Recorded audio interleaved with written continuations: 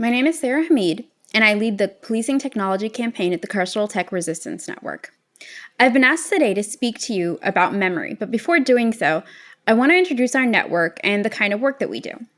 CTRN is a coalition of organizers who are campaigning against the design, experimentation, and rollout of technologies by police, prison, border enforcement, and commercial partnerships. We work to abolish the carceral state and its attendant technologies by building community knowledge and community defense. Our group is made up primarily of femme, Black, immigrant, and POC organizers. My own work is primarily embedded in Portland, Oregon, but CTRN has organizers in most West Coast U.S. cities. The network was created out of two primary needs. First, we started to realize that these technologies, often rolled out at a very local scale, have afterlives. They travel to other contexts where communities may have less familiarity with them or no organized base prepared to confront and dismantle them. So there was a need to knowledge share and foster mentorship between different community organizations.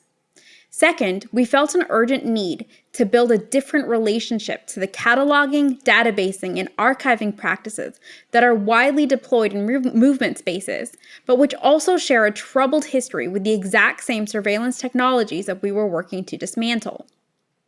The kind of technologies that we build campaigns against include CCTV, face printing, DNA and biometric databases, acoustic gunshot detection, drones, electronic monitoring, AI and risk profiling algorithms, and carceral content moderation schemes, all of which function as weapons when in the hands of law enforcement or prison administration. That makes our work appear incredibly in vogue. Our technological present and the rate at which the media we consume represents it back to us makes us feel as though these struggles are new or newly born of the past 20 years. In fact, a lot of academics and journalists who have an investigative relationship to these technologies take a similar posture. That, for instance, predictive policing is a new innovation, making, say, a multi-year embedded ethnography with the Los Angeles Police Department to study their most recent update of predictive policing techniques feel like urgent research in order to contend with the emerging horrors of our technological present. This is where memory plays a key role. Part of what seduces firms and state actors to adopt these new technologies is the marketing narrative technologists craft around these tools so as to make them appear cutting edge and new. But it's no accident that these technologies are haunted by the logics of racialization, eugenics, segregation, land enclosure, and racial banishment schemes, i.e. sciences that have long been dismissed as racist and empirically bankrupt, but scientists that never really left us and are finding new life amid carceral technologies. When we're talking about the long history of carceral technologies, when we are talking about carceral technologies, we are talking about the long history of carceral technologies, which includes lanterns, sentry boxes, calipers, or pin maps, which were analog hotspot mapping techniques used to criminalize entire neighborhoods and communities. We are also talking about the long history of carceral practices, like forced sterilization, medical experimentation in prisons, work homes, and security landscaping, which is architectural techniques popularized in the service of police surveillance, such as stripping entire urban neighborhoods of greenery. Computational tools wielded by the carceral state are an inheritance of that history. So when we talk about carceral technologies, it's important to note that we are not just talking about digital technology. We are working with an inheritance that predates digital technology. As abolitionists, we fight to dismantle the system that makes these practices possible. We are positioning ourselves against a category of violence, carceral violence.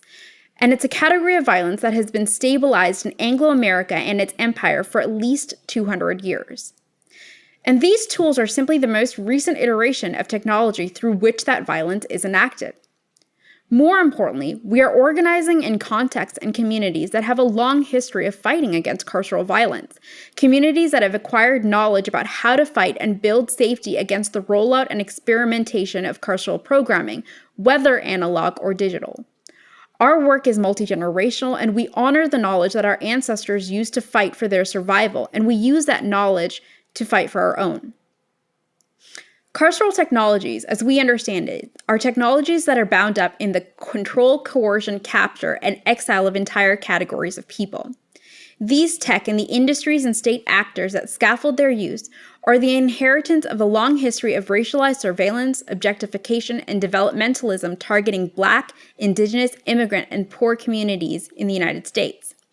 Carceral technologies are frequently deployed experimentally and are destined for commercial use, meaning that they exploit the visibility and exposure that our communities have for profit or knowledge production in the name of industry, the state, and academic innovation. This innovation experimentation occurs at the expense of the safety and well-being of our communities.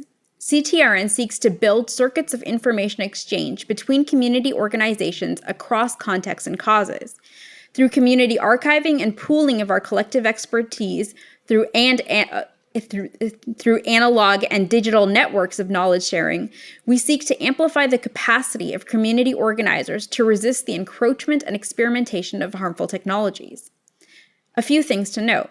We're a US-based network, which means that our organizing is situated within the specific historic struggles that impact racialized and minoritized groups within and against those borders. This also positions us in a specific relationship to empire and the relations of production that tech industries benefit from. What we've learned from our lived experiences and organizing work is that empire and its conquests are not spatially bounded.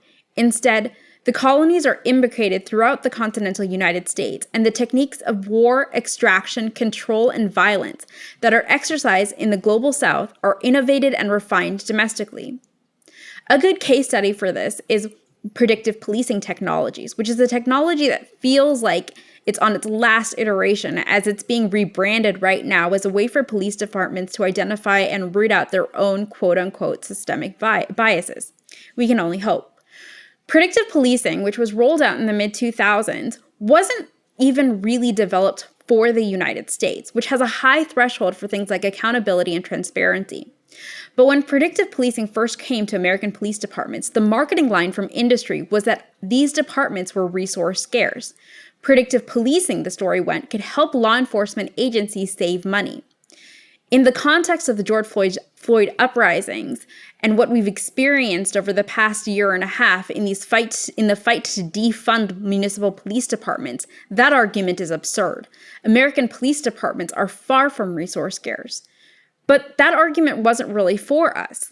That argument was for police departments that really are resource scarce. It's a sales pitch for police departments in Karachi.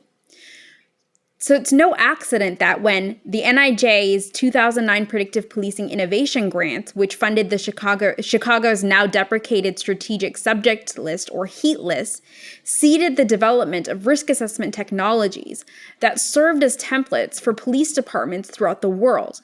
They also served as templates for military detention algorithms in Iraq and Afghanistan and helped support counterinsurgency efforts there.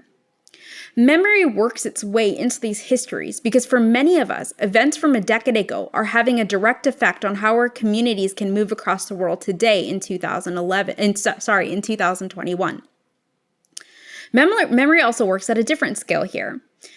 We begin with the premise as an organization that we are existing in an imperialist state with a white supremacist and settler colonial inheritance in which policing is a category of violence. The tools and technologies of policing, then, function in the service of racist violent work and the racist violent work of the carceral state. For many of us like myself, we live with diasporic memory in which home and here bleed into each other in really strange ways. Recently, it was revealed that an app that Muslims have been using all over the world to notify them when it was time for prayer was used to track their location and repackaged and sold for military intelligence purposes. Our own personal history and memory was therefore being tracked.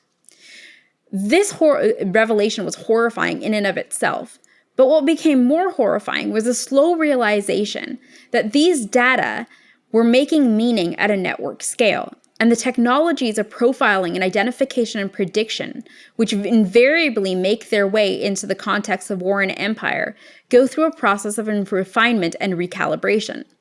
The data harvested from American Muslims, therefore, is being used to build tools of war to murder our kin that isn't faceless or nameless because even though we are here and they are there, they live in our memory.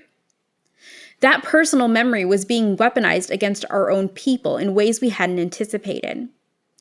The same can be said for technologies like facial recognition technology. Facial recognition technology exploded after the commercial rollout of artifacts like face printing, which was used to unlock iPhones. So the consumption habits of empire was being used in a way to make this technology readily accessible, and every time it was being used, it was being made better. And all the while, the few seconds that we saved to unlock our phones was being used to refine a technology that can now better identify our distant kin in other parts of the world. People with our eyes, our faces, our noses can now be better identified because we use that tool to unlock our phones faster. The third way that memory affects this work is something that has a bit more startling effect when we think of, the third way that the memory affects this work is something that has to do with the way in which the past 20 years is replaying itself in ways that we also hadn't anticipated. Recently, the Biden administration rolled out its new war against domestic terror. And for those of us who were alive during the rollout of the first war on terror, we start to realize those haunting patterns. We start to realize how things like ideas and beliefs are easily categorized and identified in systems that are fraught with failure and error, and how it can have devastating effects on people's lives. Social media flagging systems that were designed for gang policing in urban contexts were studied by DARPA to monitor ISIS recruitment and to monitor quote-unquote Islamic radicalization in the context of CVE and the first war on terror. The racially hostile relationship that American police had with vulnerabilized communities, what were commonly referred to as low information environments, were then weaponized to function as an isomorphic innovative domain for U.S. imperial contexts. Today, as social media content moderation schemes are being leveraged to identify domestic terrorism, those same techniques are reemerging, and it's obvious what the effects are going to be.